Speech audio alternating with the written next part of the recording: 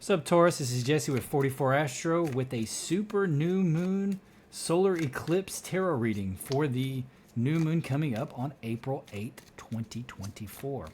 It is going to be at 2:20 p.m. Eastern Standard Time. It is going to be at 19 degrees Aries and is going to be in the second mansion of the moon. I'll put a picture of the second mansion of the moon up. You can read about it. It's about being more confident, but also humbling yourself and resolving conflicts. Hold your vision, Taurus. Hold your vision.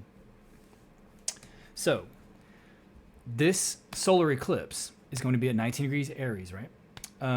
If you're a Taurus ascendant, you're talking your 12th or 11th house. So, 12th house is a house of karma, conflict, loss, psychic ability, hidden enemies, foreign lands. 11th house is your social sphere overall, your role in the social sphere and helping people overall. So with this specific solar eclipse, it's of course conjunct the moon exactly, 0 orb, 19 degrees Aries, but also Chiron is there, which is an asteroid that is known as the Rainbow Bridge to us astrologers. It is an orbit in between Saturn and Uranus, okay?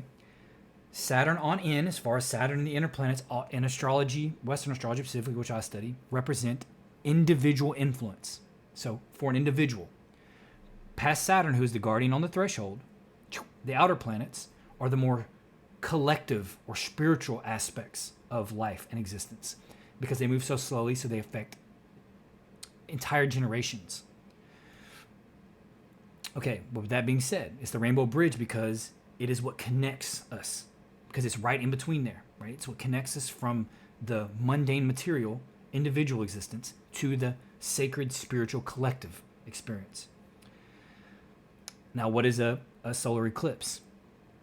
It is when the light of the sun is blocked out by the moon, right? It represents the death of the sun and then the rebirth of the sun, like Christ, the Son of God. Easter takes place in spring, which is the Aries season, essentially, in between Pisces and Aries season. That's also representative of the rebirth. That's why it takes place, and that's why Easter is a Christian holiday, even though it's with bunny rabbits and eggs and all that, but it represents death and rebirth. What we're trying to do as people is trying to be reborn into a more complete being than what we are initially influenced and gifted in life, like kind of the mundane life that we live, or that it's all around us. The mission is to see through it and become more and be more complete and be more whole, which means most of us can do a lot in the material aspect of things because we're conscious of it and it's linear to us. But the spiritual aspect is a whole different thing, right? And that's kind of what the rebirth is all about, is merging that together and being reborn into a complete being. And that's why you see so much symbolism around that.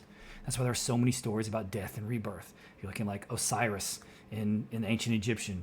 You even look at the white elephant when you're talking about Buddha. There's these stories take place over and over again.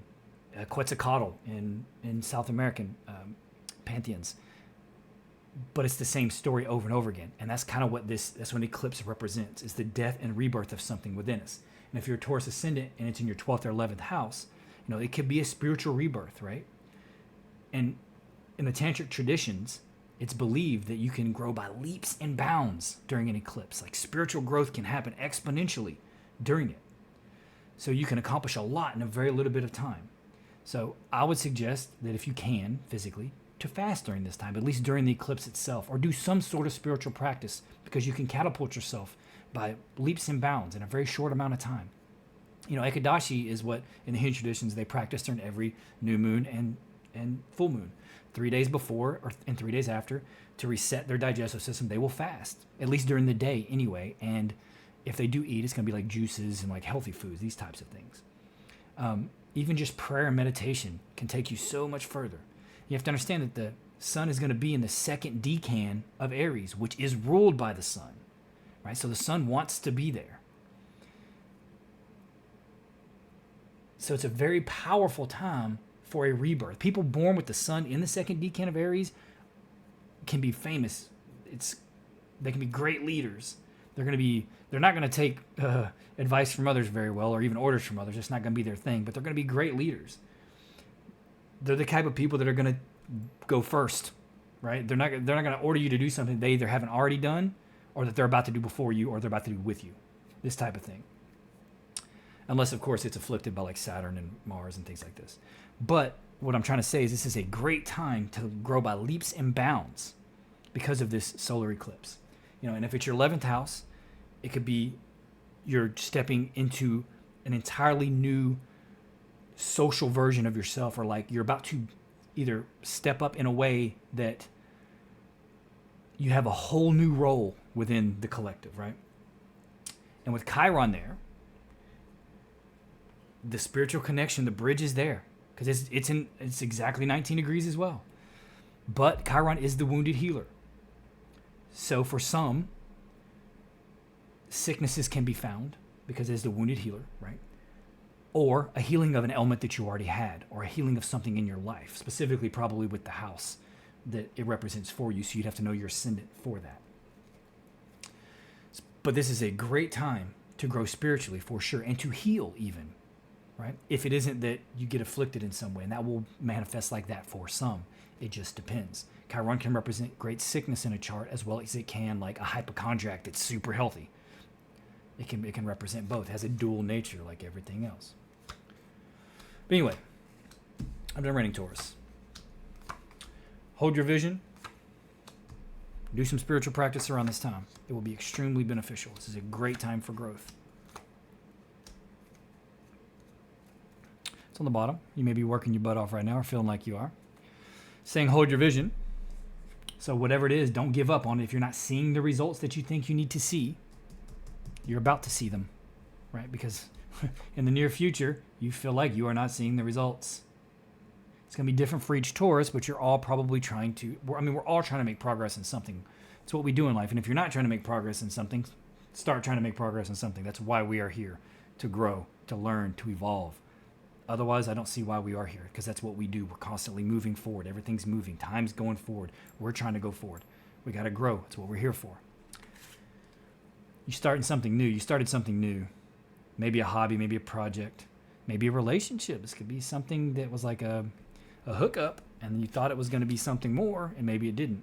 I don't really see a lot of love cards here, so maybe not, but it could be for some. It's crossed by celebration or a social gathering, or you're spending too much time like hanging out and having good times with friends, and it's distracting you from whatever this is you're trying to create, what you're passionate about. You may be being distracted by others in some way, and you're having a hard time holding your vision because of that. Behind you, you've been trying to manifest this, whatever it is, you've been trying to create it very hard. In front of you, like I said, you're not seeing the results. It could have to do with money.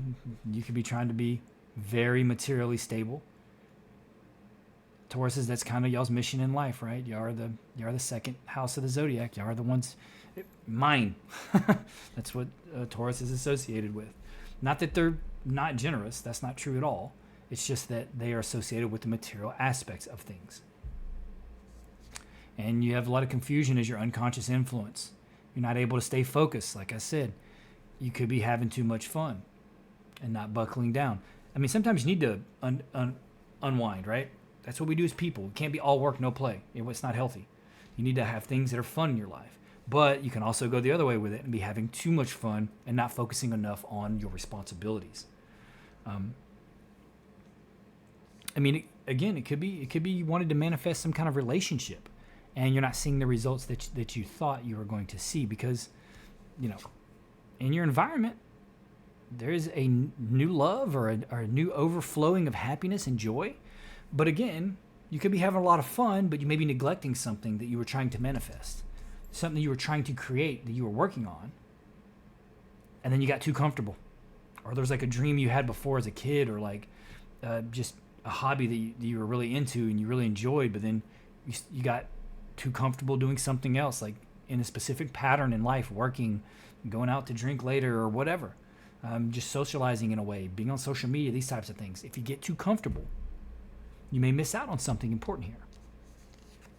This is say this is something that you've been planning or that you've been working on, that you want to show the world. This is something that maybe has potential to be very big, like worldwide big. It may just mean the world to you. It'll make you feel like you have the world in your hand, right? And like I said, it could be a relationship for sure. But it could just be something that makes you really happy. Saying, hold your vision. If there is a kind of relationship that you're trying to work toward, or you thought you were working toward a relationship maybe with someone, and then maybe you feel like they're not seeing it or you're not seeing it, it's going to work out. I mean, the next two cards are knights, and that's all about movement. I don't necessarily associate the knights with people, but you can. I mean, there could be a fire sign, but in advice, this is suggesting like, go forward confidently. If there's some reason you're doubting whatever you're trying to create or you manifest because you weren't seeing the results, or even in a relationship, it's saying be confident and go for it.